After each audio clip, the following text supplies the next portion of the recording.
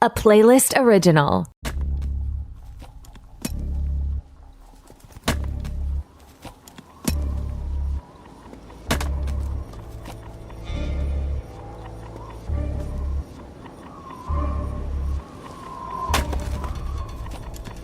Bah, bah, bah, bah. Like Philip Stiff, you are wicked. Does he really speak to thee? This wilderness will not consume us. Who's there? You've cursed this family.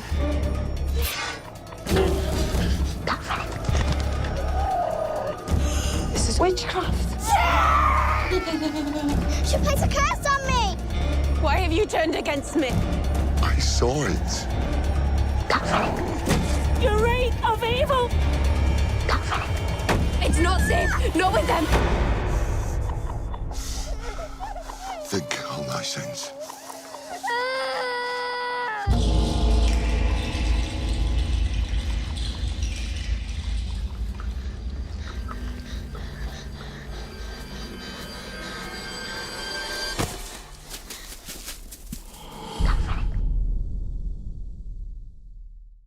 All right, hello everyone, and welcome to Back to the Blockbuster Presents Deep Dives, where we talk about some of your favorite movies, or maybe some movies you might have forgotten about. Usually, the spinoff sounds a little different from the main show, but it's going to sound very familiar to the main show because number one, Jackson is here. Hello, everyone. I could not miss Deep Diving the Witch, one of my favorite recent horrors, so that is why I'm here today.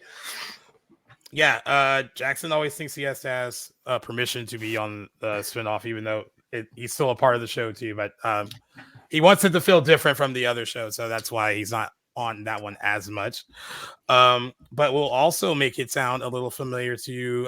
Back to the Blockbuster is once again we have Dean and Alex from the Return, Revenge, Resurrection podcast on. We teased it when we talked about when they were on doing the Friday the 13th remake with us, that they would be back soon to talk about a movie they were going to deep dive, and they actually revealed it on that episode. And I didn't realize it until now. It was, they didn't love Friday the 13th, but doing this movie gave them incentive to do that and then come back and do this. So welcome back once again, Alex and Dean. Yes, glad to have you guys back. Hey, thanks for having us back. Yes, thank you. I'm excited. I love coming on and talking to you guys.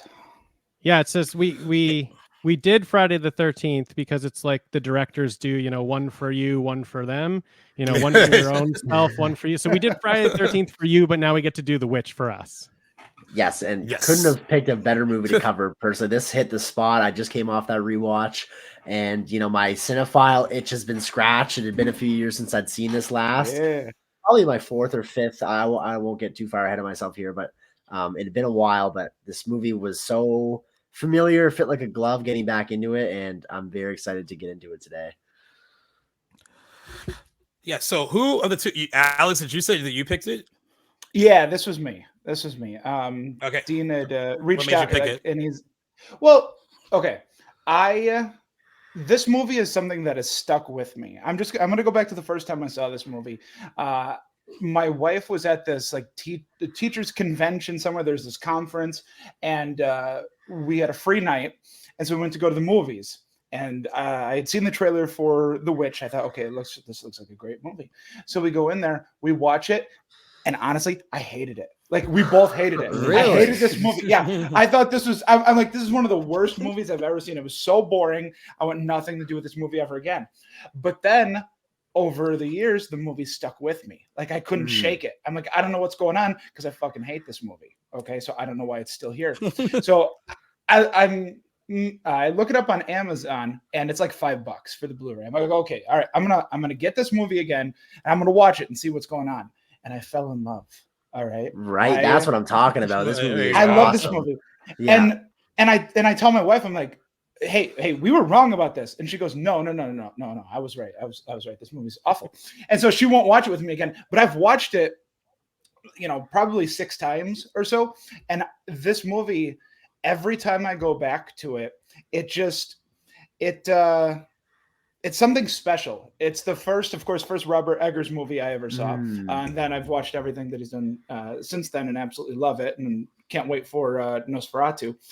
But yeah, this is a movie where I tell people, like, watch it, but be prepared for like a slow burn. All right, this isn't your typical horror movie. This is I think like the full title is like The Witch, a New England folktale. Yeah, right. A New England folktale. Yeah. And it very much is. It feels like something you would have read about, browsing through some historical library and coming across some documentation of some 15th century Puritan society and like how they encountered witches. It felt like very much like historical script, and just Robert Eggers' attention to detail. I remember seeing this for the first time too. Alex, we had very different first opinions. I've loved this movie from the get-go, and also have rushed out to see everything that Robert Eggers has done since. But I don't feel like there's another director in Hollywood right now that like appreciates the historical detail like he does, and it's very present all throughout this movie. Yeah, he like creates an atmosphere that you can just, as you're watching it, you just, you feel like you're actually watching something happen. You're like, you're so into it. You're just like he's able to like just build this whole vibe around the whole movie, and it's something that's, it is unique for the movies he creates. Like as soon as I'm watching them, I'm so into them. I'm just like, every little detail seems right. Everything seems like I'm watching it from the past. It's I love the feeling that watching this movie gives me. Yeah, it always feels to me like I'm standing in the corner of the room as the scene is acting out. Like I'm in the room with these people. Yeah, I get so into it. Yeah, uncomfortable. Right, very much so. The whole time. It's very unsettling. I wanted to pick up off what Alex said, because I saw this in theaters and I actually liked it when I saw it, but I took I think 4 friends with me who hated every single moment of it. Yeah, they were not enough jump scares, Yeah, I've told Jackson before, I've taken friends to see like horror movies like this, and we come out of it and I can just feel their like angry stares as we're like leaving the movie theater, because they were just like, I don't get why it wasn't scary, it wasn't this, it wasn't that. And then I just have to realize that certain horror movies aren't made for certain people, and that's what it comes down to. I don't get how people aren't scared by this movie. Like, I mean, it takes a lot to scare me now, but this movie came out when I was like 16 or 17. There's some sequences in this movie that are genuinely terrifying. If not, like, if it doesn't scare you sitting on your couch watching it, just if you try and put yourself into the situation some of these characters are in, like when Thomason and her younger siblings are locked into the goat pen at night near the end. Oh my God, that is so terrifying. I think this movie is super scary. Yeah. It's like more of it's like psychological. It feels like it like gets in your head in a really really messed up way, and that's kind of I think that is the point of it. And if you're looking for, like you said, jump scares or anything like that, then you will be disappointed. Yeah. I think people were on opening night, because I looked up the cinema score from opening night. Honestly, they got a C- from just casual people that went to go see it. And so much better than that. Yeah, it is. But if I'd have to check dates of other movies, but for me, and I'm going to throw out like a really ugly term. I hate this term. This movie came out 2015. This was, I mean, elevated horror. You've heard people talk about elevated horror before. I hate it. I hate it. I hate what that term's become, but I see what you're saying, Alex. But I get it, and I don't. For a lot of people, I feel like this is the first movie I watched that sort of was a gateway into things like Hereditary and Ari Aster then was coming, had hit his movies after. And then, I mean, I'm sure that there were some before then, but for me, this is the first movie of this elevated horror era that I can think of having watched, and maybe I just wasn't ready for it. It wasn't something that I was expecting. And because of that, I didn't like it. I don't know if that's the case, but just trying to figure out what happened that first time, why it didn't work for me. And now it does. Yeah, this was one of the first A24 movies that I'd seen. And I feel like this was kind of like the birth. I know it wasn't their first movie as a studio by any means, but it felt like this was kind of like when A24 is a studio, when they started leaning into that elevated horror. I felt like they're kind of like the champions of that genre. And when that was first starting to come about, I think was around the time that The Witch came out. So that could be maybe something like that, Alex. This is definitely one of the first A24s that I'd seen, and I have been reaching for that genre, for that studio's movies ever since. But I completely agree with what you're saying. Yeah, Dean, the first. when did I you think first the see first. it? Actually, Yeah, so like I used to be like not too long ago pretty afraid of horror movies. So I didn't watch it when it came out. But then I got into I think Green Room, which was an A24 Yeah, movie, and I was like, "Oh, that awesome. was awesome. I loved that that thrill level, that level of intensity." And so I was like, maybe I can dip into some other things that A24 has done. So then I watched The Witch. I was like, maybe I can handle this. Maybe I can do it. And I didn't yeah, like I didn't dislike it, but I definitely didn't love it because I hadn't watched a lot of horror at that point. I didn't Right. really like appreciate the things that were good about it. So I just was like, okay, yeah, that was a movie. But I have like a similar story to Alex where it was like so cheap. The Blu-ray was like so cheap on Amazon that I was like, oh, I'll just pick it up. Maybe I'll give it another shot. And when that Blu-ray arrived and I watched it again, now this is more into my watching horror journey. I watched it 3 times that week. I was like, oh, this is great. Okay. Like, I got to keep watching this thing. This is like, I just like loved the atmosphere it gave me. Was able to like really appreciate more that it's a horror movie than I did the first time, now that I had like gotten a little bit more into horror.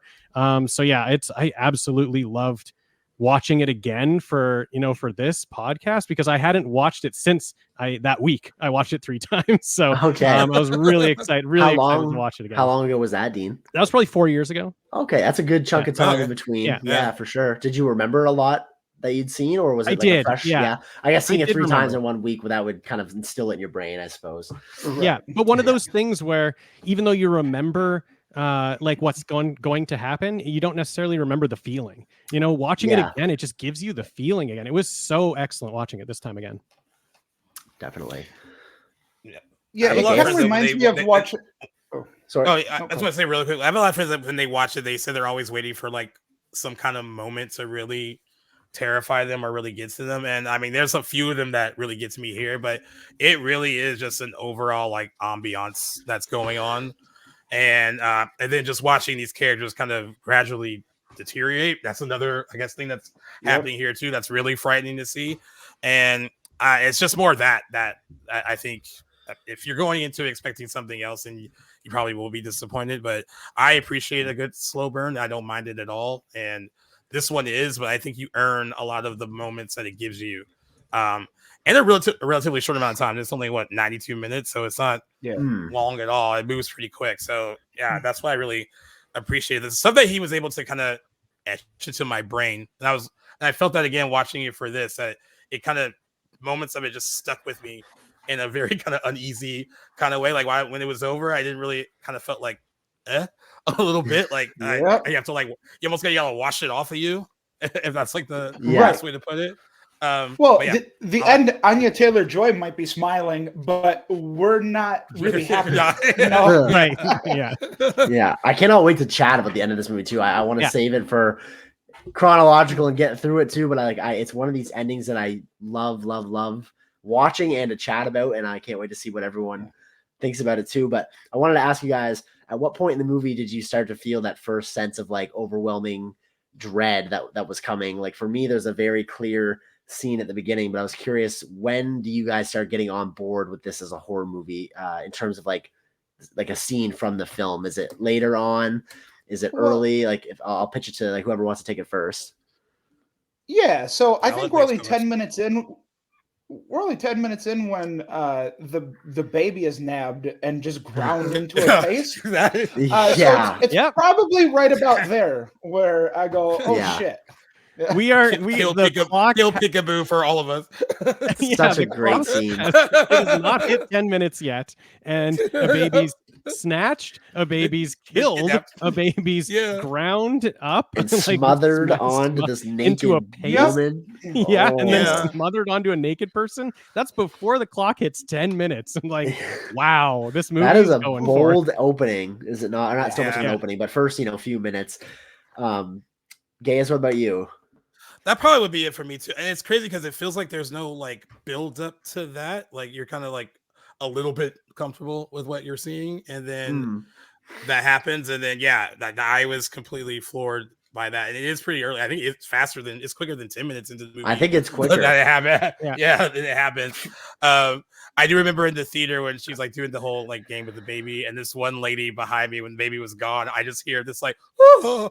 and behind me. So, I was like, someone's responding in the movie. Good. I love that we don't even see anything. We just see like the trees kind of rustling towards the woods. Like I think it's great that Robert Eggers is so restrained in what he shows in this movie from the get-go, from that scene. I think it kind of could have cheapened the movie by showing too much at certain points. And I like that we just see like a trail of like grass and leaves and twigs moving, and we're assuming that something obviously has taken the baby. But I love that he chooses not really to show anything. And there's a lot of moments in this movie too that he kind of, I think now I have my mind set up on what I think happens in this movie, but I know maybe you guys have heard before or even think this way, that some things in this movie are left up to interpretation. And I think he leaves it open enough to think that maybe Thomason is more in on it than we think from the beginning, and that maybe she is, what we're seeing on the screen from her perspective is not true to how she's experiencing it. And I like that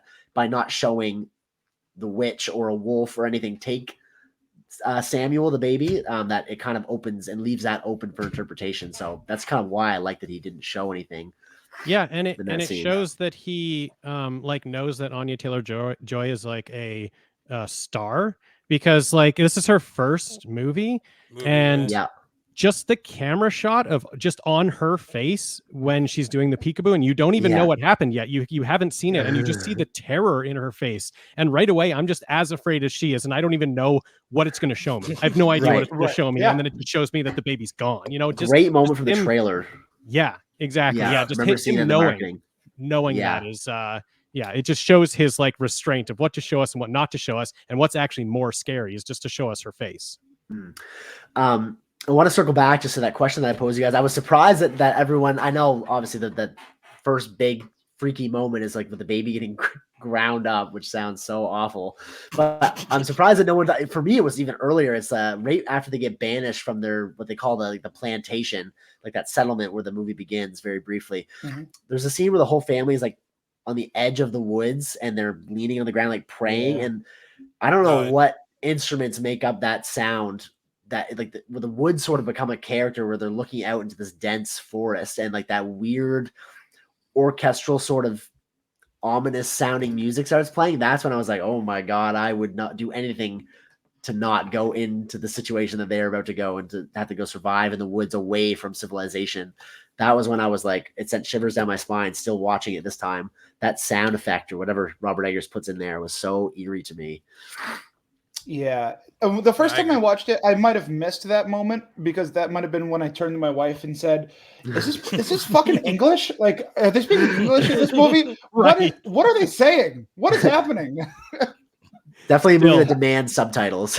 Yeah, still I'm missing lines. I always turn on the subtitles. Yeah, I always turn on the subtitles when I watch this movie. This was probably my sixth time watching it, and the first thing I did when after hitting play was go write the subtitles. Just 100%. Just in you case. got to.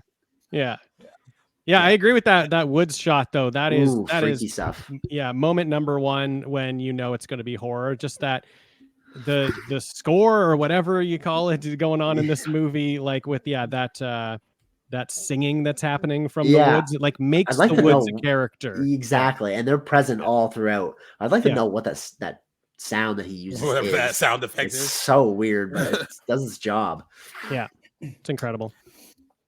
Yeah, he has a great attention to detail. I just love the way the movie looks. Like, it feels so very authentic, and the cinematography is great. And I was like, when I first saw it, I was like, what did this guy do before? And I was like trying to look up anything, and I was like, whoa, this was like his first foray into this. Hell of a debut. He did like theater productions and stuff before that, and I was like maybe short. I was like maybe short film something, but like I mean, to come out of the gate like that, and he really kind of set the tone with this, because what he's done since then. It's like I think people rely on him to make really thought-provoking movies that are very specifically him.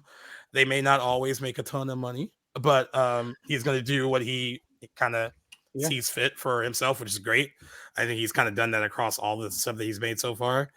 But one hell of a debut. Like to look for me to try to find like this guy had to like work with someone. He do commercials. Did he do this? Like, is he someone's protege? I don't know. And then to find out this was his first one is amazing because the movie is beautiful. Like it looks, even though there is a sense of dread throughout the whole thing. I mean, there is some beauty in that dread, and like, of course, he finds it several times. I know, I just love the look of it, and you get kind of caught up in that too. I mean, there are a lot of period pieces that feel like, oh, they're playing like this is like costume party. This doesn't feel real, but this feels very like lived in. Like everyone feels genuine in this. Yeah. So that's what I liked about it a lot. Yeah. Especially too when they have a budget, like other movies, when they have a budget like The Witch had, it does feel like a costume party. But this one never does. I never looked. What is the budget, Alex? Sorry, just before you keep going. Do you know what it was? $4 million. Oh, yeah. Okay. Yeah. Wow. Well, I feel like very just well nothing. used. But Right. Yeah. Sorry, Alex. Well utilized. No, that's okay. One of the other things I want to say about Robert Eggers too is he, to me, is a master, and I think you see it in this movie, but then you especially see it in The Lighthouse. He is a master when it comes to lighting. His movies, like I put him up there with like this is gonna sound probably hyperbolic, but I put him up there with like Stanley Kubrick. I was about to say Kubrick. Yes, you're so right. And it's incredible the whole time. The scenes, especially night scenes when they're outside, it's so dark and it's difficult to see. But then the longer you stare at it, because he does hold shots for an extended period outside, the longer you look at it, the more you start picking things out. And you're just like, because you are always paying attention to this movie when things do pop out at you, it's not a jump scare, but it's unsettling because you never know exactly what you're going to see.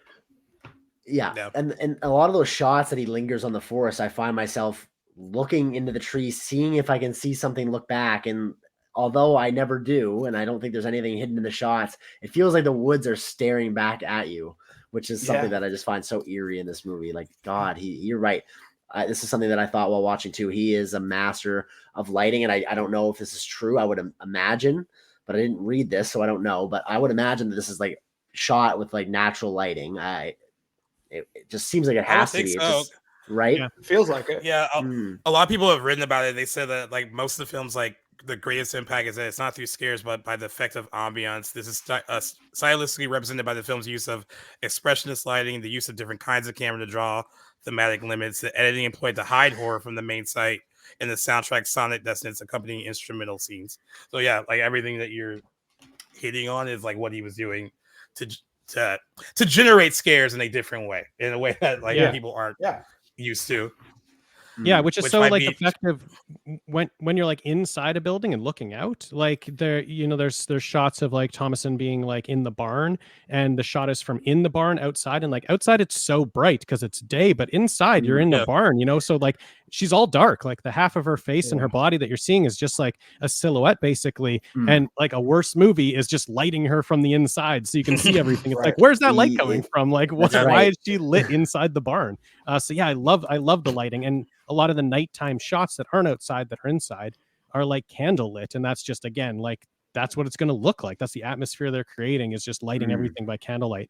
I love how this movie's lit for sure. It is incredible. What did you guys happen to think of, just because it was this was the first thing that we all kind of saw her in, when you guys first saw the movie? What did you guys think of Anya Taylor-Joy as like, did you like when you saw it, did you think like this girl is going places? I always like wonder what it's like for people when they see someone in their first big film. Yeah. Or first film ever. I'll take this. Yeah, I'll take this one first. So even though I didn't like the movie the first time, as I was watching it, I was thinking the whole time, like, she's it. Like, she's going places, she's going to do things. And of course she does. Thankfully, she's incredible in this movie from start to finish. Yeah, there's something very engaging about her in this movie. One of those actors on the screen you like can't take your eyes off. You just want to watch like her in the scene and watch what she's doing. And I watched the commentary track for this back in that week that I watched it 3 times. One of the times was the commentary track of Robert Eggers giving the commentary. And he said right at the beginning, when it's like right on her face and she's doing like that prayer, and she's kind of like confessing how she's not always, the best Christian or whatever she's supposed to be. Yeah. he said in that scene, he's like, oh, she's so great here. She's like one of those actresses I can put the camera 6 inches from her nose and I never know what she's thinking. And like, that's it. That's what it captures her in this movie. It's like, you don't know. You don't know what's going on in her head. She could be going either way. And that's what makes this movie so interesting, is that you don't really know exactly what's going on in her head. Yep. Yeah. You What can about you, tell Jackson? that they have a great relationship. So to answer your question, guys, I'll piggyback on what I was just saying in a moment. I remember not knowing who Anya Taylor-Joy was, obviously, because I'd never seen. I know she had like 2 very, very small credits. I think an uncredited role too. This was definitely her first foray into movies and her breakout.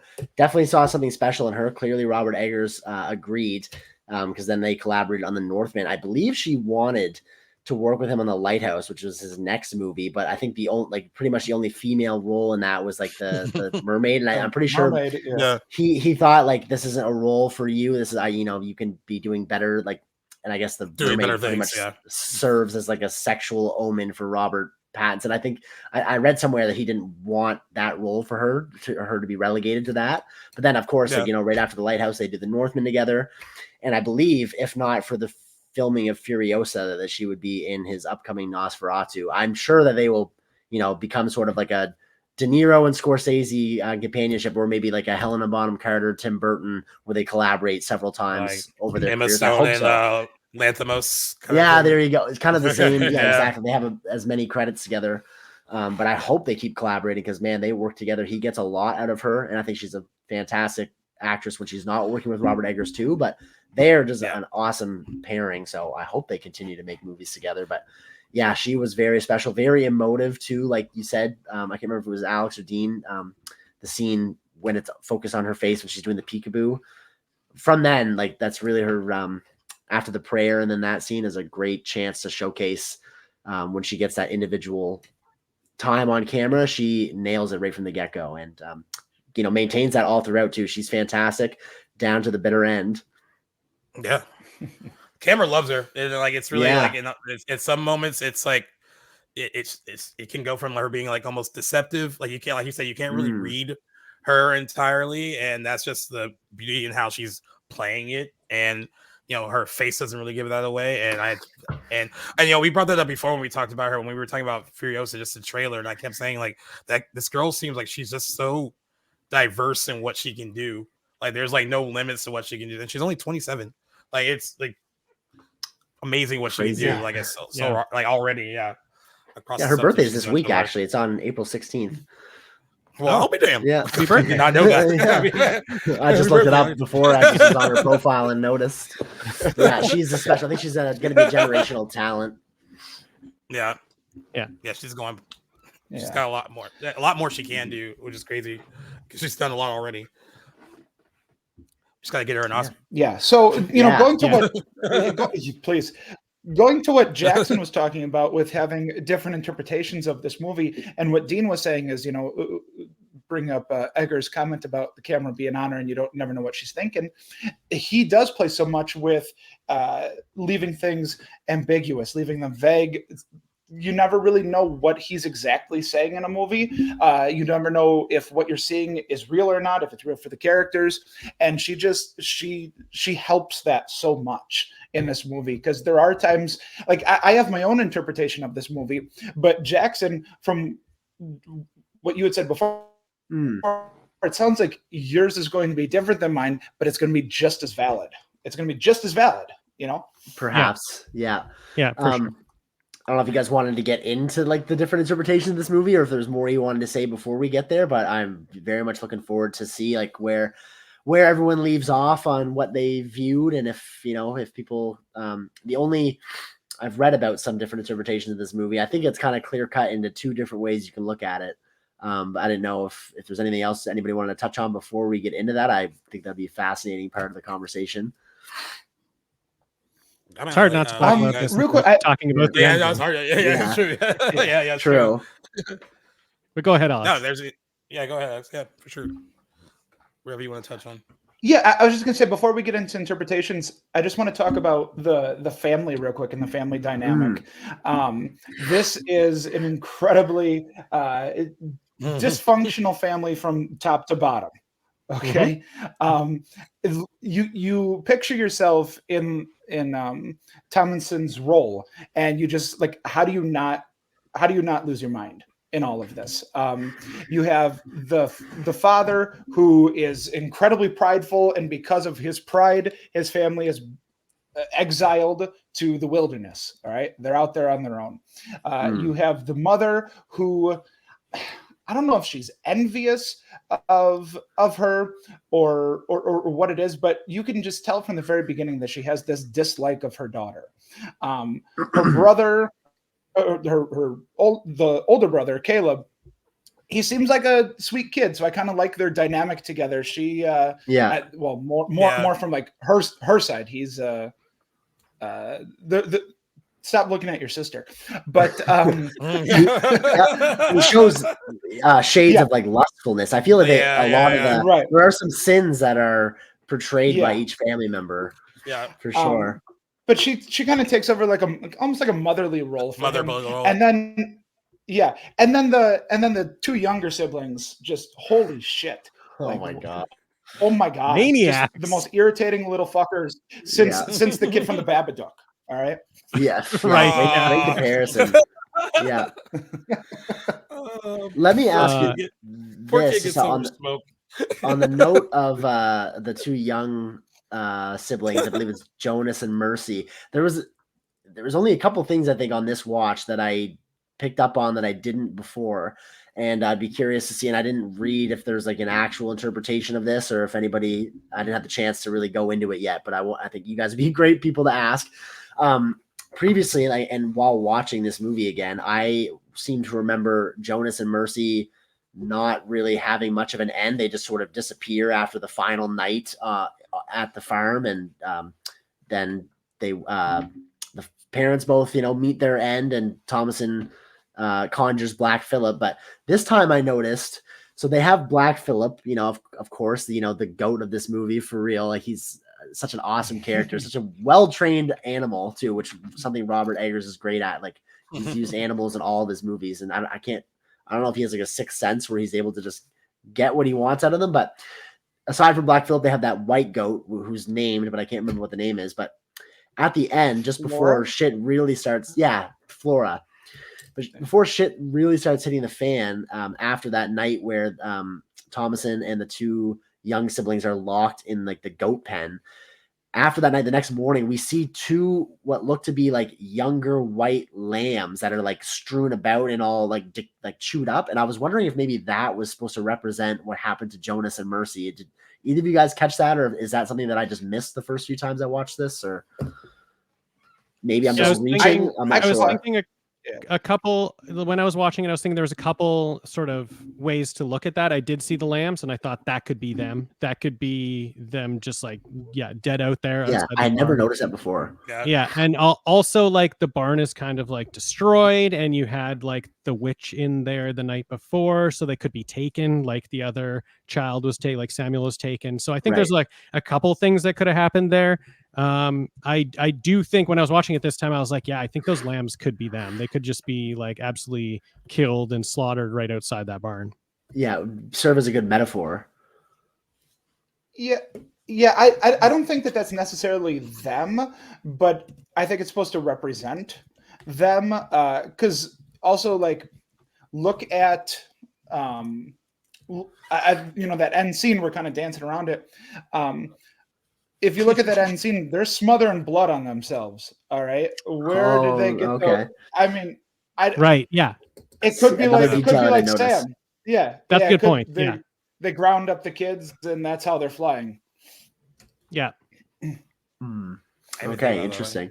Yeah, me either. I'm always so like wrapped up in like how many like naked witches there are dancing around this fire. I know that they're like chanting and all that stuff, and I never noticed them searing blood. So that would make sense as it would be a fitting end for those two little devils. I think that the child actors that portray the two young siblings do a great job. They're they're committed. Annoying, they're committed. I feel for like sure. they're directed as being so, and particularly Mercy. The so young, good. Just how her and Thomason are going back and forth at each other. I was like, that's great out of that young actress. I have no idea how old they were when they're filming, but Yeah. Yeah. Everybody in that family is excellent. Since we're, talking about the family a bit, you got, like William, the dad, who's just constantly chopping He's wood. He freaky. chops so much wood. Like his pile of wood is so big at the end, like maybe too big. Maybe, Yeah. consumes him. It destroys. He gets buried under his pile of True. wood. So the only But thing they have in abundance is chopped wood. Yeah, exactly. Yeah. He's like, well, I can do this. And I think that has a lot to do with, his character, the pridefulness, leaving, and then nothing's going right out here. His family is dying. His family, family members are going missing. He's always looking for someone to blame for things. And the only thing he has in can't his fix control it. is he can't fix it. He can't fix anything. The only thing in his control is that wood. It's wood. He can go whenever like things are going shitty. He's like, I'm gonna go chop some more wood. At least we'll have wood. Yeah. Too bad you can't eat that. Yeah. So that like he's just like excellent. And then like Caleb's such an interesting character, who's also fighting with the religion that they're in. He's like wondering if the Samuel is in hell because, he wasn't baptized. So, what happened there is my brother in hell. And his like lie that he has to tell to cover for his father, that they went out to look for like apples because they thought that that would make the mom happy if they came back with apples. And then when he does his huge scene, his huge like death sickness so scene, great. That scene, so which is great. very good.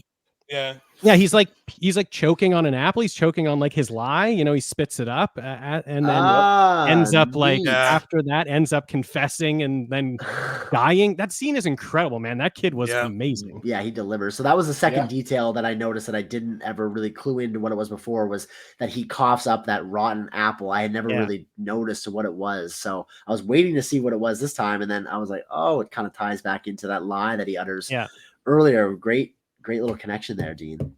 Choking on the lie. And then the other thing I wanted to mention just about the family is the silver cup, which is going back to William, who like is always blaming. Oh, he's not fessing up to his own things. Like it's his pride again. It's like the things that he did wrong. And Tomlinson gets blamed for it. She gets blamed for this silver cup going missing, and it's the father who sold it, and he sold it for like a gun or bullets or something, whatever it was. Like, and he just doesn't tell his wife. So it's just like all this stuff going on with them, like their family unit, their like struggle between their faith and what's going on, and they had left the community because of their pride, and then nothing's going right out here, and everyone's looking for someone to blame. It's this family unit that just crumbles and gets destroyed, and they destroy themselves, really. Exactly. I find there's a lot of similar, and I never thought this before, but the family dynamics in this movie are very reminiscent of the ones in Hereditary, where you have this isolated family. There's kind of the events of the movie are set off by the death of the youngest, and then everyone starts turning on each other, and they sort of become targets for like an outer evil force. A lot of parallels between those two movies I noticed this time around. Yeah. Definitely. And well, just like in Hereditary, where when you get to the end, you realize that all of it's been orchestrated the whole time. Okay. Yeah. Every move was planned. When I watch The Witch, I see sort of the same thing, but because when they get to their new homestead, okay, where they're gonna set up their new lives, I think from there they move in close to a witch, and things start in motion from that point on. I think there's a lot of examples that you can find in the movie where it's the witch and Black Phillip, who's essentially Lucifer is the devil, pulling the strings that will eventually lead Tomlinson to joining their the witches coven. Yeah. The Hereditary thing is interesting too, because a lot of people, like they mentioned with this movie and Hereditary and a couple other A24 movies, where family dysfunction and just family dynamics seem to be the bigger stories and themes in this movie, rather than like the horror itself.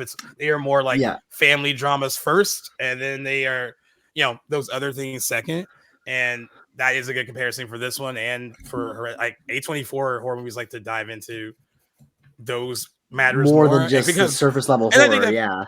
Right, and that makes it scary. Like once you establish, like, oh, these are what the dynamics are between these characters, and then you throw in the horror element, like you're already kind of uneasy because something's not quite right just between them as people, and then you have to throw in like something else to kind of shake that up a bit. But I love the kind of nuance like family stuff that's going on here because it really is about like, and I think everyone can kind of on some level, whether not necessarily immediate family, but there is some sort of dysfunction down the line where you're like, oh yeah, I see that for sure.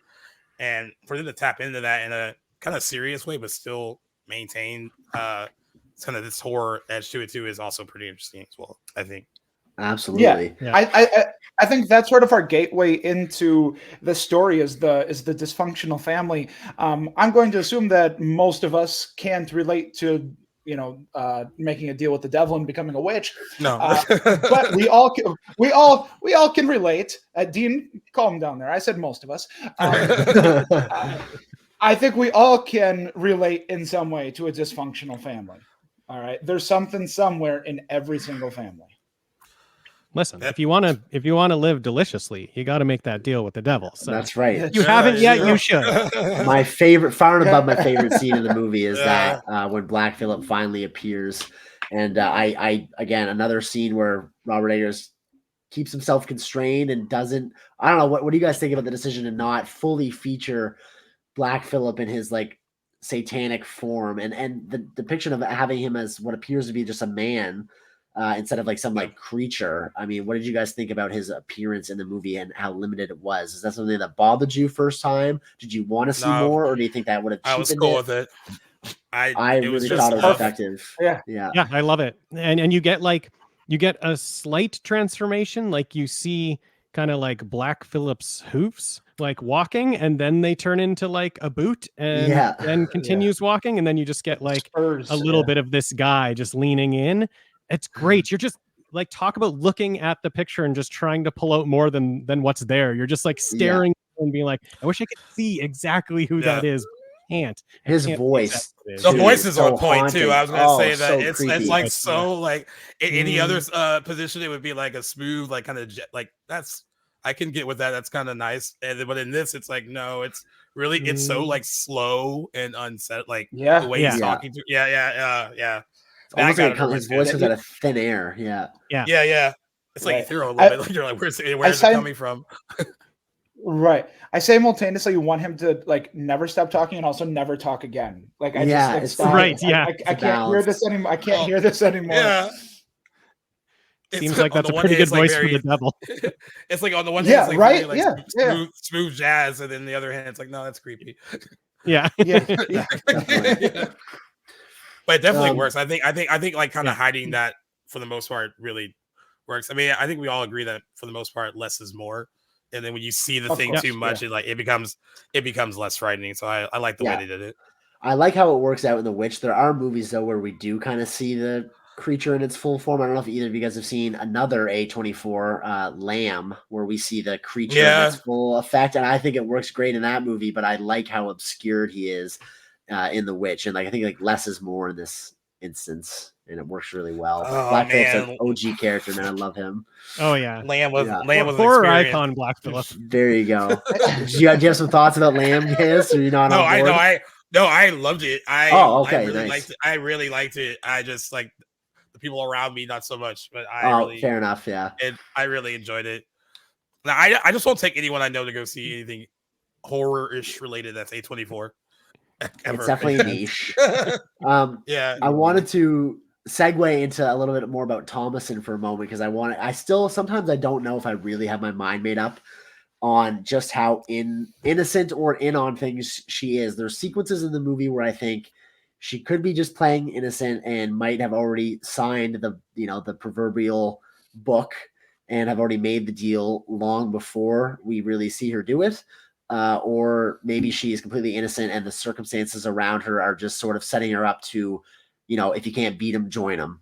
But what do you guys think? Is it clear? Is it ambiguous to you? Do you think one way or another? Again, I'll leave it open to whoever wants to take it first. Yeah, I have a certain way I view the movie that I can't get to till we talk about the ending. But if I view it in sort of a way that you're talking about, I think she plays this really good character. She's a teenager. Her parents are, these Puritans. They left the community because, everyone isn't godly enough. So like they can't even be in that society. The younger kids are just still listening and following to what they say. And she's kind of like at an age where she's thinking about, is this really the way the world works? Like, is this true? Is this what I should follow?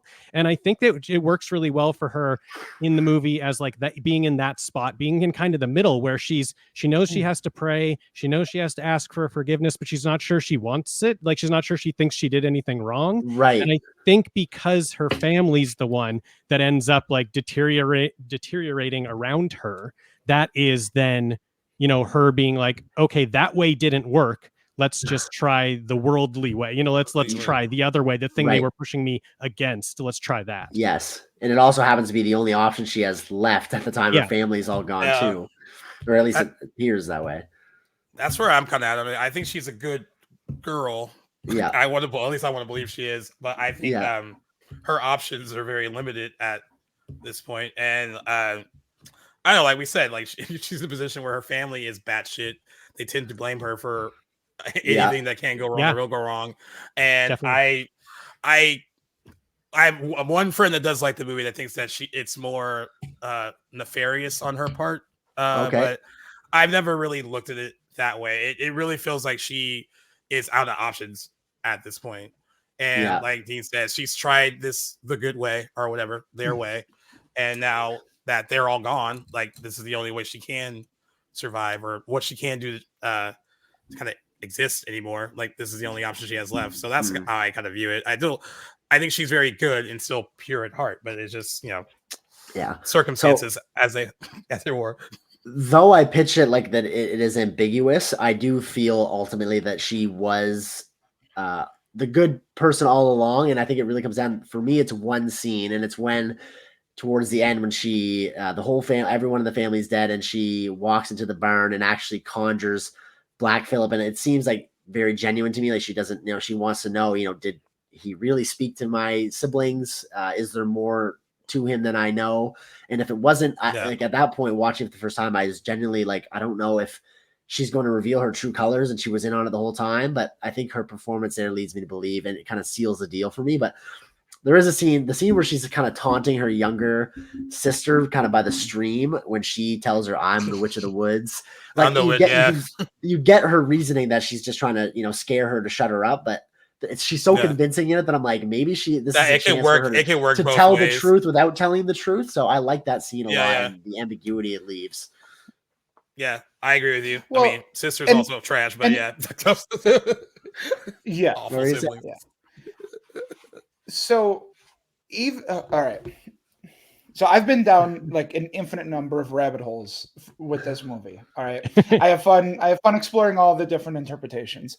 The one that I prefer, that I go back to every time, is just to take this movie as straightforward. All right. Yeah. Is that because there are some people who are like, there's not even a witch. Like the witches don't even exist in this movie. But for me, there is a witch. She's innocent. And then, the movie plays out as it does. But that stream scene is the one that I go back to if you want to assume that she isn't wholly innocent. And she seems to know an awful lot about becoming a witch, at least, or like the things that the witches will do. All right. Yeah. She's talking about signing the book. She's talking about taking the babies. Yeah. So you're like, even if you're not a witch, you seem to know an awful lot about how witches work. All right. I suppose, I guess to rationalize that, this probably would have been things that Puritans were afraid of and might have understood. Because even the mom points out, she goes, can you not see, like, this looks like witchcraft? So I'm guessing they must have known a little bit about witchcraft, even real or not. I see what you're saying, though, Alex. That's kind of where I struggled too, to figure out if she was in on it or not. But I think either way you go, you can get lost in the rationalizations for either side. Oh, sure. Yeah. And that's why this movie is so much fun, is because you can just intimate forever about what's actually happening. What is happening? It's a great question. I think I Thomason mean- is asking that throughout the movie. What the fuck is going on with my family? Like to be in her like inner monologue for like I don't understand what's going on. Like no one in my family is great. Yeah. I'm the only sane one. I think that's mainly what it is the whole time, is just going, what the fuck is happening? Like what, like that's her internal monologue the entire movie. Yeah. Oh yeah, for sure. What the fuck? What? Stop. Why is this happening? Yeah. Stop it. I love you guys. I don't know why Stop blaming anymore, me but for I love everything. you guys. Yeah. Yeah, it's like, and that is sometimes when it's like with family, like I don't know quite why anymore because you're really making it hard. But please, and don't the families, the family's even just like, let's just send her away. That'll solve all our problems. Yeah, no. Send that person that we're blaming for everything, the child we blame for everything. Let's just send her away. And she still loves them, kind of. Yeah. Oh, yeah. Yeah, that's crazy. I love too. On that note, similar to that, Dean, every time that Thomason is either like on the verge of either being sent away or leaving, or the father is trying to go to the village to get help, all those attempts are thwarted, which I feel is kind of like the evil spirit sort of like, playing its hand. It's funny. There's like 3 different times where the father's like, I'm going to go leave and get help, either by horse or send Thomason away the next day, or even just to run through the woods for a couple days after the horse and Caleb are gone.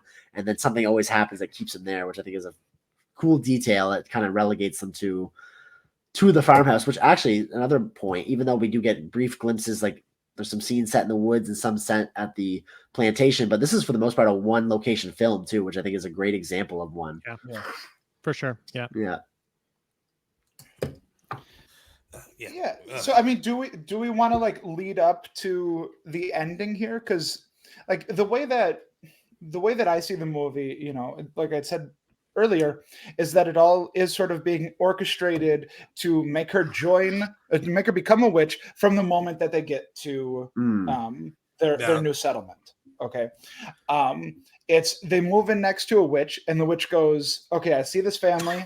I'm gonna take that baby. I'm gonna grind that baby up because I need that. But I'm gonna make her. I'm gonna get the oldest daughter. All right, she's gonna come join us. And from there, it's Black Phillip whispering to the kids. All right, whispering to Jonas and Mercy, and just making them be like the worst possible things ever. And they're going to be the ones to sort of sow doubt into the minds of the parents as to the innocence of Thomason. Yeah. And then you have Caleb, and there's just little things that happen throughout the movie where it makes me think that everything's leading up to this point, that because they're going to want to take away the kids from the mom, and that'll be what drives the wedge between Thomason and the mom. So and the mother. Yeah, and Caleb, when he does return, we brought up the apple earlier, that because of the scene where he lies for his father that says they went to look for apples. But there's also a scene when they're at the river where Thomason says that she wants an apple. Like she wished that she could have had the apple, that he could have brought her one. And when he spits up the apple, she gets it. That's like the witch is saying, like, hey, we can get you those things. All right, we can get you what you want. Okay, it's going to be that darker version of it, right? Because it is it's going to come at a cost. Yeah, right. We're gonna need to take your brother. All right, there's a price to be paid for everything, but here's that apple you were asking about. And the dad too, he'll never know. He has no spine. He's the biggest, like physically imposing character in this movie, but he's the weakest of all of them. Okay, and they'll play on that throughout until they finally kill him off after he serves his purpose. Everyone sort of serves their purpose, and that leads to her going, I have nothing left, but this is available to me. I'm going to pick this option.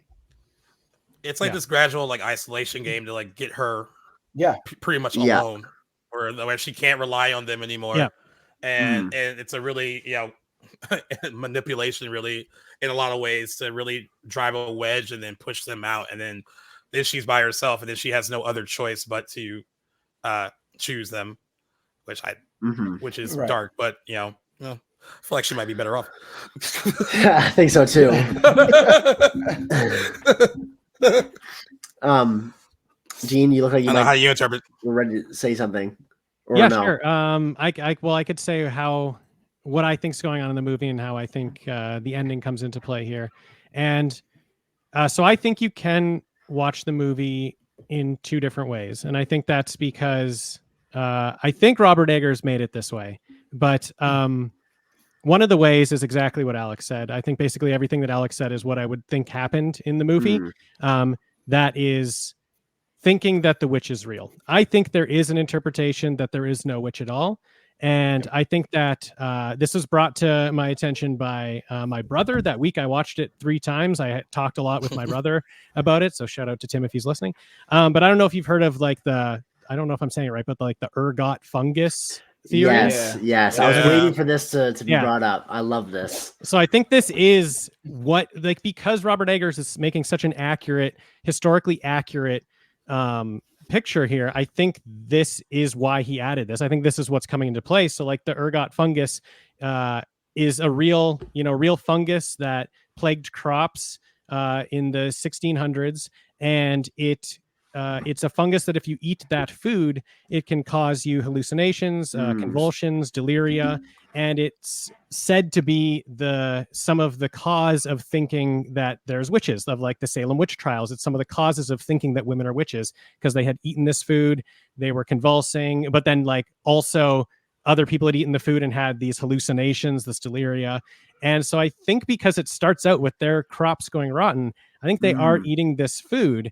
And all of this stuff that's happening is, stuff that they're making up, hallucinations that they're having in their mind. And it's really just the family looking for someone to blame that a wolf did actually take their son, because Caleb does say in this movie, Dad showed me the tracks. They saw tracks of something that ran in and ran out. So I feel like there is a wolf that, took a kid, and then because of what was going on in the situation, the family just kind of destroyed itself. Right. Another thing, just to add on to that, when I did watch, this was before I knew about this theory, when I did watch the director's commentary on it, Robert Eggers did continuously point out when he was using a different frame rate.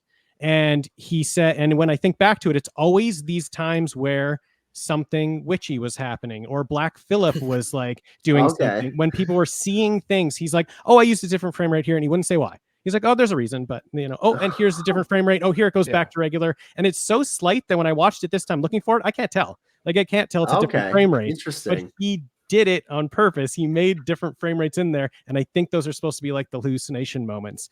So he definitely had set up after Thomason gets up from the table, walks into the barn at the end, he did mention that that's all this is all in a different frame rate. So I just wonder, I think it's both ways. I think you can take it both ways because he's making this historically accurate, type movie that did happen at this time. And then, but maybe it is a real witch. So I just, I love that there's two sides to it.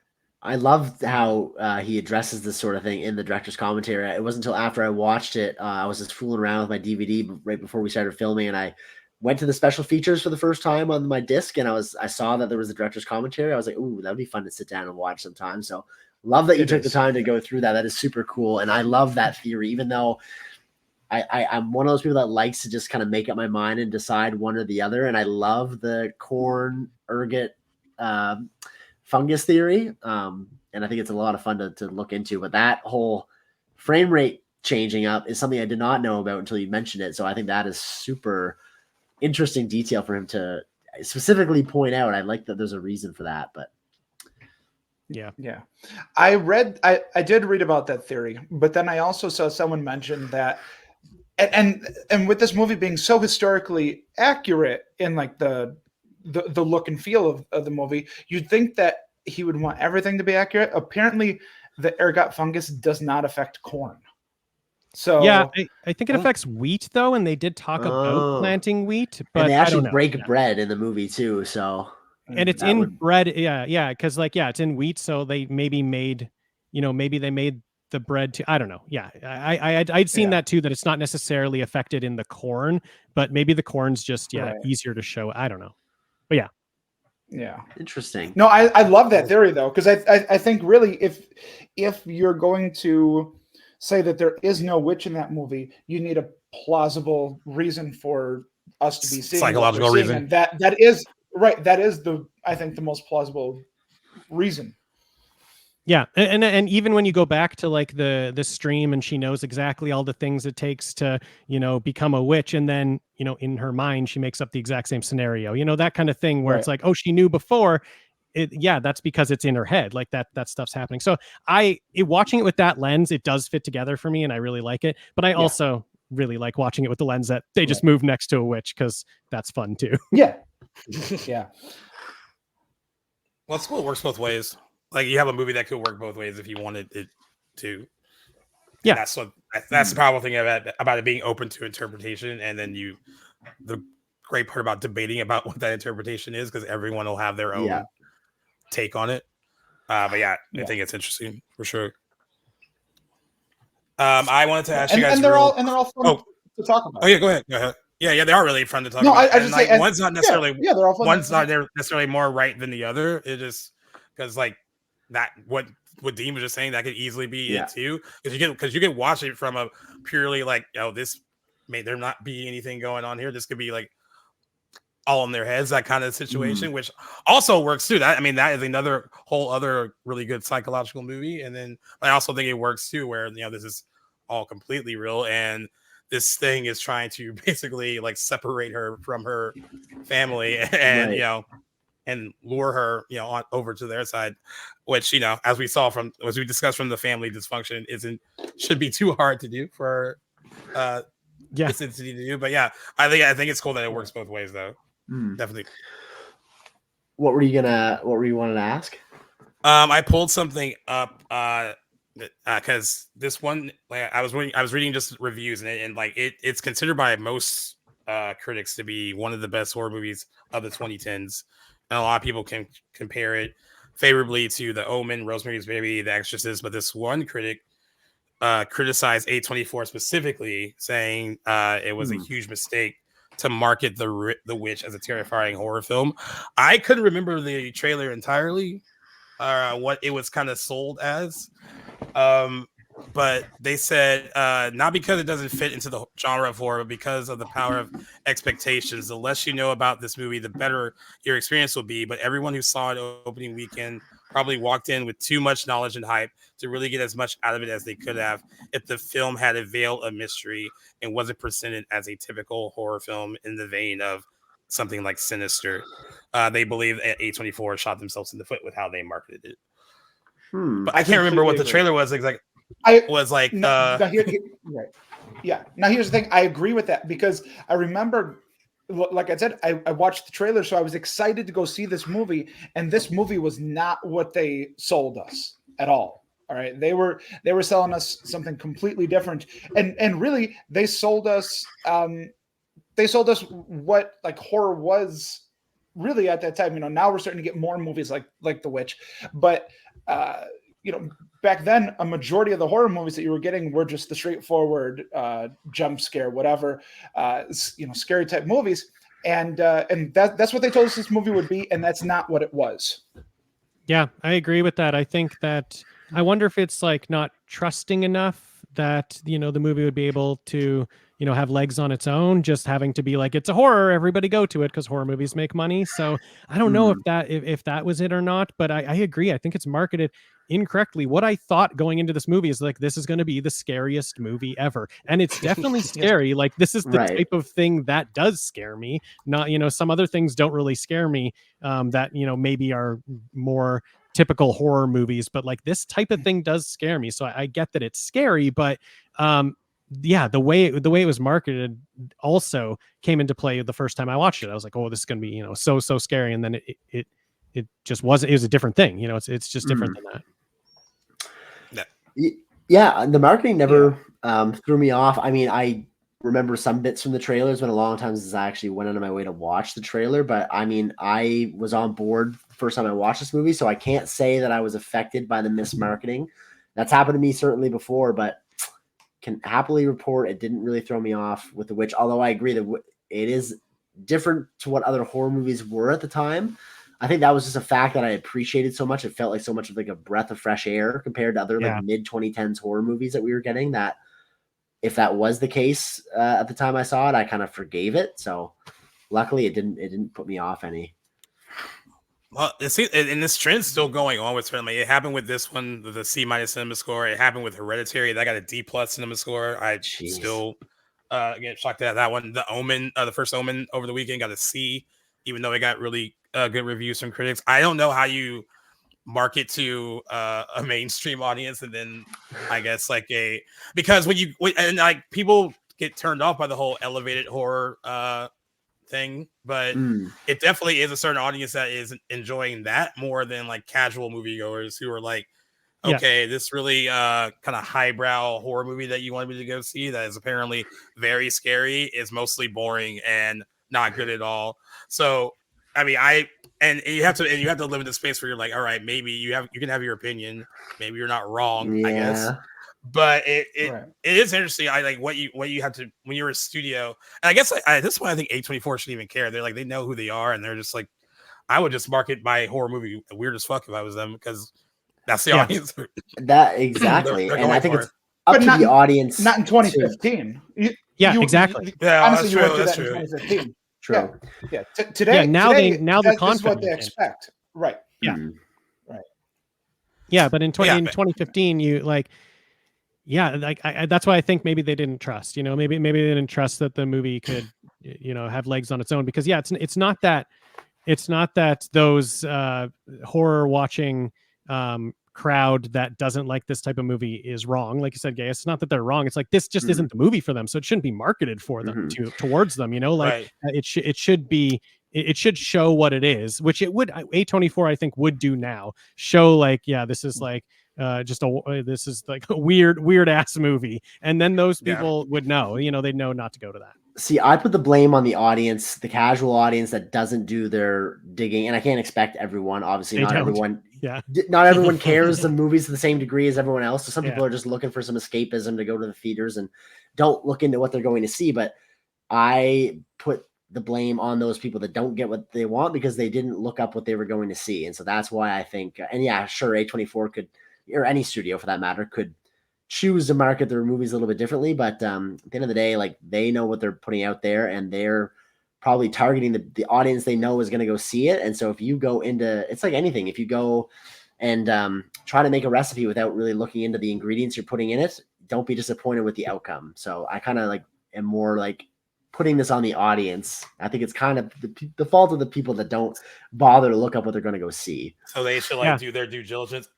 Yes, and I get that. That is a big ask. Well, what if what they're looking up is like all they have is like marketing material that's like sold to them? I mean, I guess like what else could they look into that it would give away what the movie really is? Like early reviews, YouTube reactions, the stuff that we would probably go out of our way to watch in anticipation for a movie that's coming out. This stuff existed in 2015, right? But I get you can't ask the general public to do. Yeah, no, I know, but I still blame them for not. I get that. Not everyone's going to do that, but I still put the blame on them anyway, because if you really wanted to know what you're getting into, there are ways to find out. Yes, that's honest. I don't know, man. I'm not buying that. I'm with Jackson to a point because I have a very good friend that wants absolutely no spoilers with any movie, so doesn't watch anything, no trailers, doesn't even like read a plot synopsis. I respect that. And is very particular on movies and hates everything he watches because he has never looked into it. He never looks at anything about. He knows what type of movie he would like, but he refuses to look into anything about a movie and just like basically hates 80% of the movies he watches. So I think there's a balance. I think there's like, okay, if you know you're disliking a lot of movies, then maybe look into it a bit more. Yeah. But if you don't care that much that you saw a movie you didn't like, then whatever. Go in blind. It's fine. Yeah. Exactly. There's a fine line of having the element of surprise. I mean, I think that's fine, but like to go in completely blind, I mean, I at least need to watch I'm forced to for work, but if I wasn't, I would at least need to watch like one trailer or something to be like, all right, I think I want to go see this. But I mean, I've noticed that happens a lot with the A24 movies. I remember when we went to go see, I think it's called It Comes at Night, and that's another A24 movie. And, that was mismarketed. I liked it. Yeah. The trailer sold you something completely. I do remember that Yes. trailer, and I ended up liking it. But again, more friends who were like, we got to stop seeing these movies with you because they're never good. Right. Yeah. And that's a great movie. that was another. And that was another movie that got like a D cinema score, and because I think that was mismarketed. I remember but, seeing that for the first time. Another A24 movie too. Yeah. But the trailer was definitely something else than what we got. Right. I don't know. I kind of wish there wasn't this separation because like it almost sounds like I can only watch these really like sophisticated horror films and you guys just don't get it. I don't like that. That's an issue. That's an issue with that term for sure. Yeah, and it's not it's not even it, right? It's not like oh, it's so smart and I'm so smart. But how else do you differentiate the term between movies like The Witch and movies like Friday the 13th remake? There is a difference in the quality of these movies. I feel like any label you throw at it to distinguish the two is going to come across as pretentious, and therefore we just got to accept that elevated horror has a negative connotation, but it exists for a reason. Right, or you just say it's horror.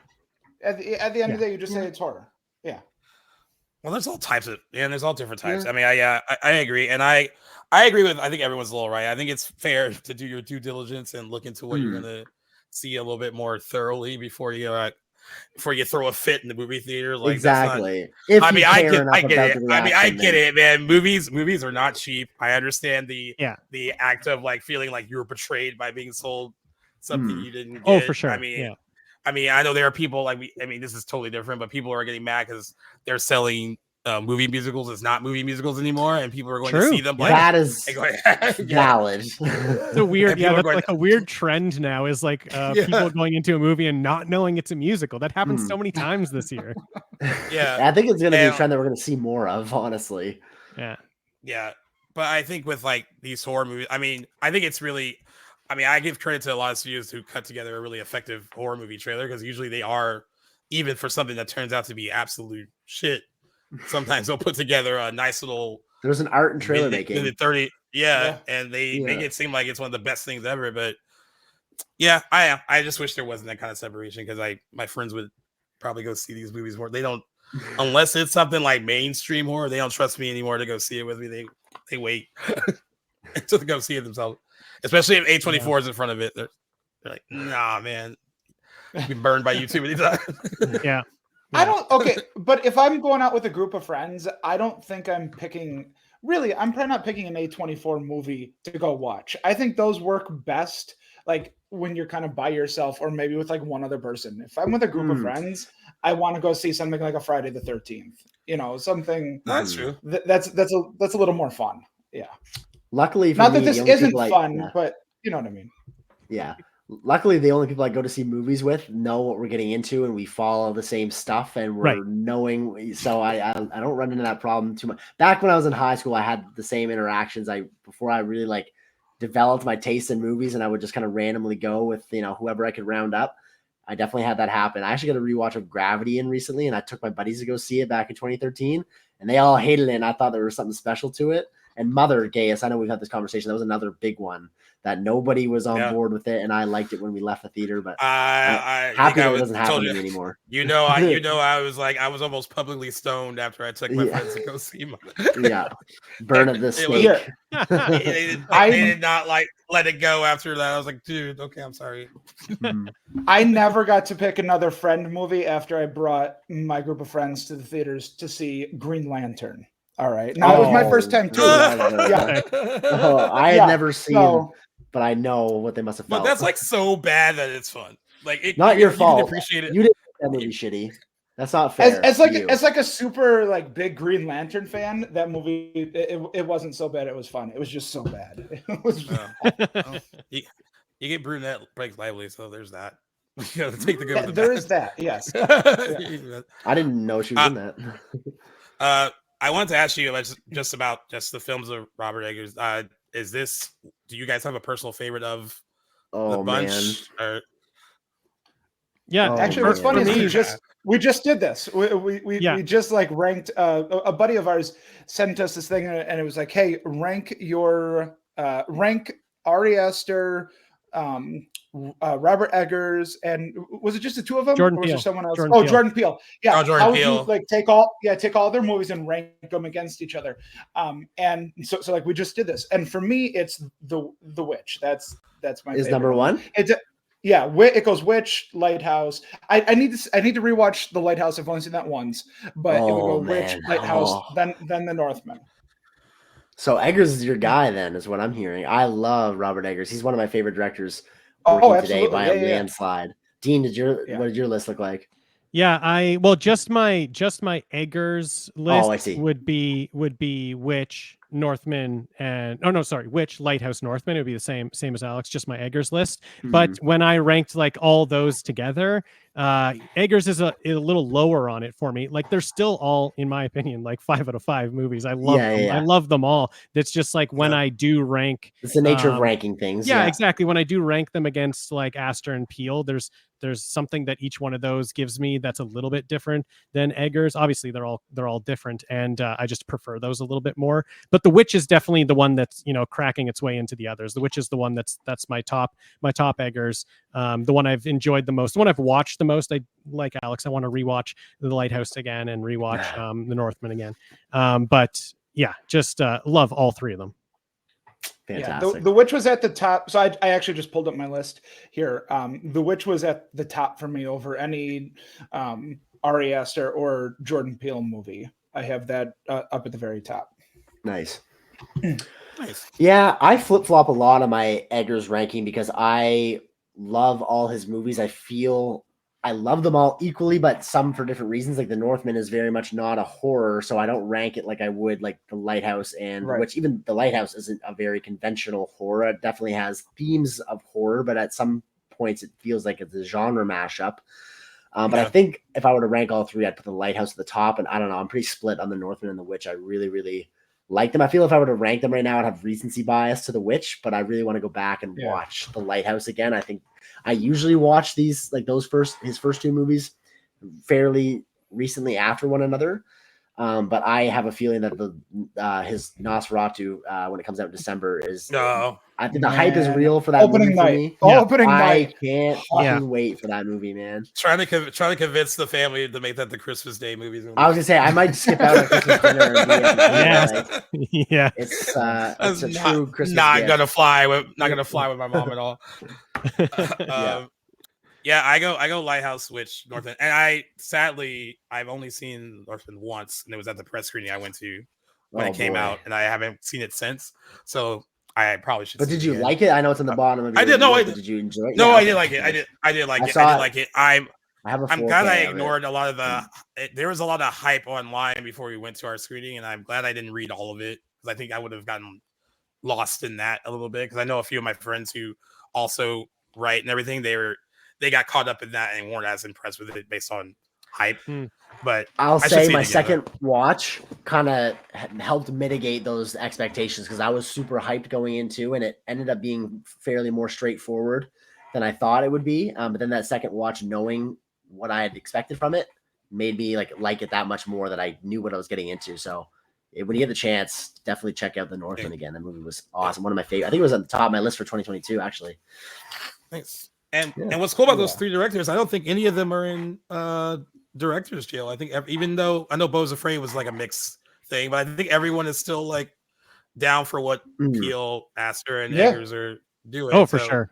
Yeah, that's good. Peele was in director's jail personally for me until Nope. He kind of redeemed himself, but I was not impressed after Us. No, oh my God. He did not like Us.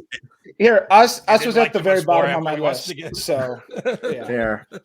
Yeah, but Us I think Us is a lower one for me too. Yeah, I think Nope was a step up in the right direction, and I actually got some big love. I got to give credit where it's due to Jordan Peele right now because supposedly he was the mastermind behind Dev Patel's Monkey Man, which just came out, was supposedly going to be a Netflix original, and Jordan Peele campaigned for it to have a theatrical window. So, big respect to him for doing that. I haven't seen it yet, but I love that he stood up for that movie. So cool. Yeah. All right, you guys have any final thoughts before you crank out your scores? Great or movie. I guess wait, in your final thoughts too. If you were trying to convince someone that was like, it might be too artsy fartsy for me to watch. If you were trying to convince them to maybe give it a shot, how would you convince them to give it a shot? I mean, tough. I Alex, think you you have go. to. Yeah, I think you just sort of have to set expectations. All right, it's all about set. So, it's something that you tell people to, like, you're going to want to sit down. This is the only thing that you're going to focus on. All right, and just be involved in the movie. Okay, people. I think some people expect watching a horror movie. There's a lot of horror movies where you can kind of like dip out here and there, and you're really not going to miss anything. All right, it's not going to affect your feel of the movie. A lot of mainstream horror today is that way. Okay, I recently saw Night Swim and Imaginary in theaters. Okay, two poor guy. terrible. Right, they're Imaginary terrible was movies. awful, dude. Awful, so bad. But I mean, that's the sort of movie where you could kind of dip out for a little bit and come back in. It's not going to change. Like, you're not going to like it at the end of the day, no matter what. But it's not really going to affect your opinion of the movie. This is something where you do need to sit down, and this is the one thing you focus on. Okay. And I'll also tell them I watch a ton of horror. Okay. We have Dean and I do Return, Revenge, Resurrection podcast. So there's always horror movies playing at my house. I have a 2-year-old son. Okay. I will a lot of times, I mean, as he gets older and starts like actually focusing on stuff, I'm going to have to, not let him watch as much. But for right now, I let him pretty much watch anything with me. Okay. Because it really doesn't affect him yet. He doesn't realize what's going on. But I will tell people that I started to get uncomfortable having him watch this movie with me, and I switched to having him watch something else and me watch this on my own. All right. So for those people who say this movie isn't scary, well, I beg to differ. Okay, it's scary for a different reason, and it's a movie. I mean, I probably shouldn't let him watch any of them. It's a movie I wouldn't let my 2-year-old watch. There you go. Okay, yeah. Fair enough. All right. Yeah. I would. So like sometimes I warn my friends that a movie is asking a lot of you. So if you're not ready to put in a lot into watching the movie, don't do it. I wouldn't say this one is even that. I wouldn't say it's asking a lot of you, but because it creates that atmosphere that like you can just be kind of a part of it. But I would definitely say, like, I would warn my friends who didn't like this type of movie. I would say you got to put the subtitles on. It's going to be an atmospheric movie. It's from the 1600s. It's going to be pretty accurate. They're going to talk like that. They're going to look like that. It's going to be a story about a family self-destructing. And if that doesn't sound good, don't watch it. If you can't do all those things, don't watch it. Exactly. You took the words right out of my mouth. The only thing I would add, I would say, if somebody really wasn't sure, I would say, throw it on for the first 5 minutes. If you don't like what you're seeing, don't bother, because it's going to be that for the rest of the movie, plus or minus some more, fucked up, disturbing witch sequences. But if nothing else, even if you're not on board, I really think this movie really hits it out of the park in the last few scenes, the last 10 minutes of this movie. Even if you find it a snooze fest and there's not much going on and it commands too much of your attention before, and that's not my experience, but if that is you, stick around to the end, because the end of The Witch is phenomenal and really justifies some of the slow burn that comes before it. Very gratifying finale. So try it out. If you can't get through the first 5 minutes, if that language barrier is too much, don't put yourself through it. It definitely earns it. And we're not talking about a movie that's pushing 2+ hours. It's 92 minutes. So I think exactly that should make it a lot easier for people to check it out if they're on the fence. It's not going to take up too much of your time, and it doesn't overstay its welcome. There have been a lot of like kind of atmosphere. I'm not saying that the movie I'm about to mention is better. I actually was just surprised that I liked it. Like I saw Immaculate a week or two ago, and that movie was fairly like slow burnish until like there are like a few moments throughout the movie that we could go, but the last 5-10 minutes of that, you earned what happens there, and it made it so much worth it. And that movie was only like 88 minutes, pretty short too. Like, I mean, I think these kind of like slow burn ones are really worth your time if you, like you said, Jackson, get past the first 5 minutes where you're like, oh, am I gonna get through this or not? I mean, it's completely atmospheric, and that's the best thing about it. Like, and some of the best horror movies are. Something like Suspiria is more atmospheric and just based on how it looks, and that's why it's kind of scary. And I think this is kind of in that same league, or like Rosemary's Baby, same thing, similar to that too. Yeah. So give it a shot. Expand your movie. Expand your filmography. tastes and your Guys, endeavors. yeah. If 100%. I can, But here's if I the can thing. watch I shut my brain off all the time to watch stuff I can't stand, Right. just to give it a shot. Yeah. But you know what? If you get to the end of the movie and you go, "That wasn't for me," that's okay too. You don't have Exactly. to like every. Yeah, no, it was pretty fun. Yeah. It's fine. Whatever. Absolutely. And honestly, with what Jackson said, don't be afraid to turn it off. Like, Yeah. if you don't like the first 5-10 minutes of the movie, just turn it off. There's not enough time for you to waste not liking it. You know? Exactly. You can be watching something you know you're gonna like. But I agree with you, Gaius, too. It's important, if film is a passion and something that you enjoy doing, then I think there is nobility in trying to expand your palette. There's lots of movies I've seen over the years I wouldn't have considered watching 5 or 10 years before. So it's all part of growth, and part of that is putting yourself through what might be uncomfortable experiences, and that can be The Witch for some people. But I think if anyone gives it the shot, they will be impressed, even if they don't like it. It is a very well crafted movie. I can't even wait for my next watch of this movie. It gets better every time for me. Nice. Yeah. All right. Are we at the point where we want to rank? You get your scores. You can do whatever you like. You can do it letter grade, letterbox score 1 through 10, whatever you want to do. Okay. Dean will let you go first, unless you don't want. Sure. No, yeah, I'll go first. Yeah. It's easy for me. It's the letterbox grade. It's 5 out of 5. I just absolutely love it. Like, we're talking about it now, and all I want to do is like leave the room and put it on. Like, I'm thinking about it again. And I'm like, man, I just love watching it. I love watching those scenes. It's a 5 out of 5 for me. Nice. Alex? Yeah, so I always say that, like, I'm gonna keep track of all the movies I watch, and I'm gonna rate them all on Letterboxd, and I'll do like 3 movies and I'll stop. So I don't think I have anything on Letterboxd for this. So I'll out of 5, it'll be 5 mashed up babies. Like, it gets all 5 mashed up babies out of 5. Nice. Oh, and that's cool, because you went from someone that did not like it at all when you first saw it to. Oh yeah, I love that for you. That is awesome. It growing on you completely, which you are a good example of what this movie could do for someone if they're thinking they might get turned off by it. So there you go. There you go. If nothing, take Alex's opinion. I am, kind of nothing new to add here. It's a 5 out of 5 for me. I can't wait to draft up my review for Letterboxd for this movie and all the nice things I'm going to say. Usually I have a habit of typing way too much and then shortening it up. I'm sure that will be the case for this, because there's so many great things to say about The Witch. But in summary, 5 out of 5 as well, which leaves you, Gaius. All right, I'm gonna give it 4.5, only because there's other. I don't know if I can there's other horror movies I enjoy on that 5 out of 5 level that I don't know if I could put it there. But before we go, I want to give you guys a chance to plug your podcast. What episodes you guys have coming up next? Tell everyone what you're about. You've been on before. You're actually, for some of my friends that listen, you're becoming some of their favorite guests now. So I think they actually listen to your show now too. So there's that.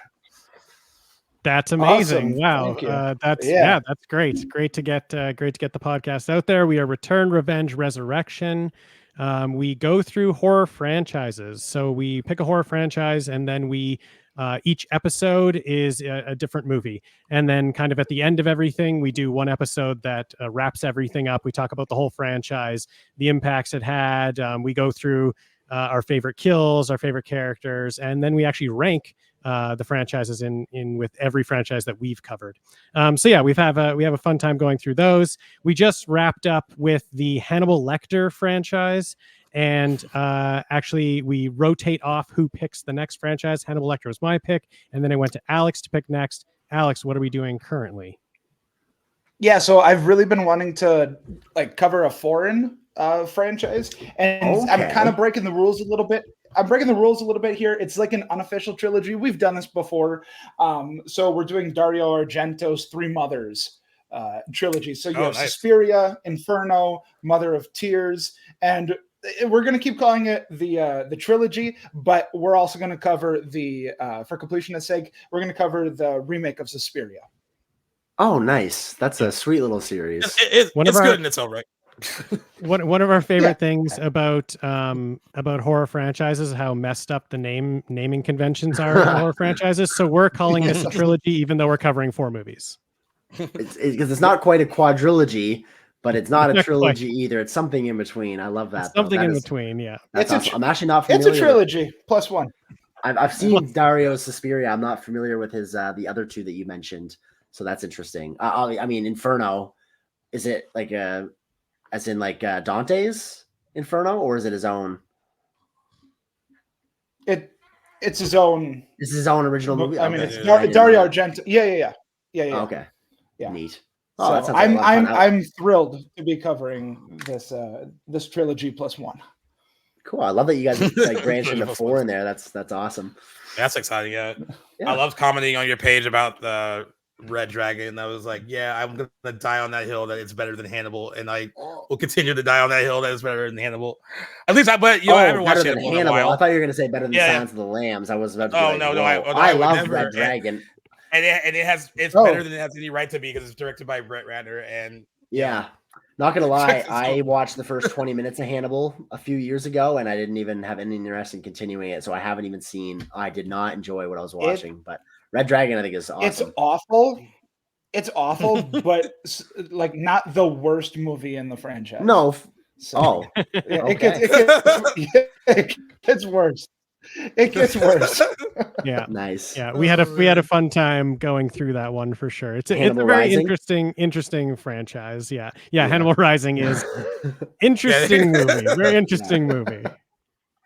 Nice. It's a great Well, movie if you take Hannibal out of it. I have never seen either. Unfortunately, he's in the title. Yeah. yeah, Yeah. unfortunately, you can't. Yeah. Oh, man. Well, for the sake of wrapping up, Gaius, just where I am sort of a guest too on the deep dive, I'll let you take it away as this is definitely your bread and butter. But just before we part ways, Dean and Alex, great to have you guys back on the show. This is an awesome conversation. I very happy I joined in here. When I heard we were doing The Witch, couldn't pass it up. So thanks for giving me a reason to rewatch it, and look forward to having you guys on again. Thanks for having us, guys. Yeah, Absolutely. like anytime. Thank We you. loved it. Yeah. And I know we reached out to you, but whenever you guys are like, hey, like I want to do something on your show or whatever it is, just feel free to reach out anytime. For sure. We love Yeah, having for we love sure. having you guys Yep. on. Yeah, and that was another episode of Back to the Blockbuster Presents Deep Dives. Just so you know, I don't know the particular order yet because everyone's still working at their schedule, but the upcoming deep dives, well, by the time you hear this one, First Man will be out already. And then we have Parasite, The Rocketeer, Hot Fuzz, and Goodfellas, I think, up next. And not sure on the exact order yet because everyone's still working out scheduling, but those are the movies you can look forward to hearing on the next few episodes of the deep dives. And you can find those episodes along with our Back to the Blockbuster episodes wherever you get your podcasts, whether it's Apple Podcasts, Good Pods, Spotify. But we have to shout out the Playlist Studio app because the Playlist Network is our network and they support us and do a lot of work for us. And we love them for it. And you can now also catch us on YouTube because we're trying to build up our YouTube channel as well. This episode will be on YouTube as well. So you also we'll see Dean and Alex's adorable faces on our YouTube channel too. That'd so have been good to know exciting. before. Oh, sorry. I probably should have said that. Yeah. My Jump scare. bad. Yeah. You look great. You look great. But yes, thanks always for listening, guys. And Jackson and I will see you on the main show next week. And then I will see you on with whoever is next in the rotation on the deep dives very soon. But until then, guys, peace out and thank you for listening. Thanks for listening, guys. Take care. Sorry, there's a stupid lag on the computer now. I'm like hitting stop. I'm like, just stop. There we go.